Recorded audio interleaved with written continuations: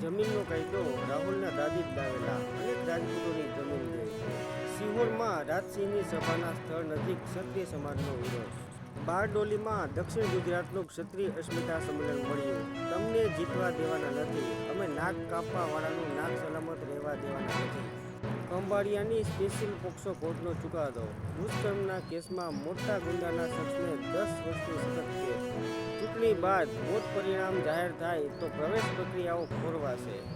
તિબેટની બેટીએ ભારતમાં શરણ લઈ ચીન સામે અવાજ ઉઠાવ્યો. આઝાદ તિબેટના નારા લગાવવા બદલ ચીને 13 વર્ષીય સગીરાને 3 વર્ષ કેદ રાખી હતી. કુકી ઉગ્રવાદીઓનો આતંક. મણિપુરમાં 2 જવાન શહીદ થયાના બીજા દિવસે ફરી હુમલો, એક નાગરિકનો મોત.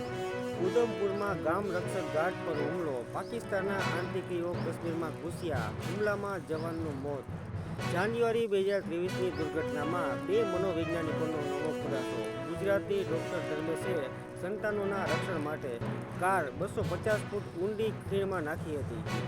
કર્ણાટકમાં ચૂંટણી વચ્ચે સેક્સ સ્કેન્ડલ. આરોપી સાંસદ રેવન્ના જર્મની ભાગ્યા. દિલ્હી કોંગ્રેસના વડા અરવિંદર લવલીનું રાજીનામું. રાજધાનીમાં પક્ષ વિભાજિત.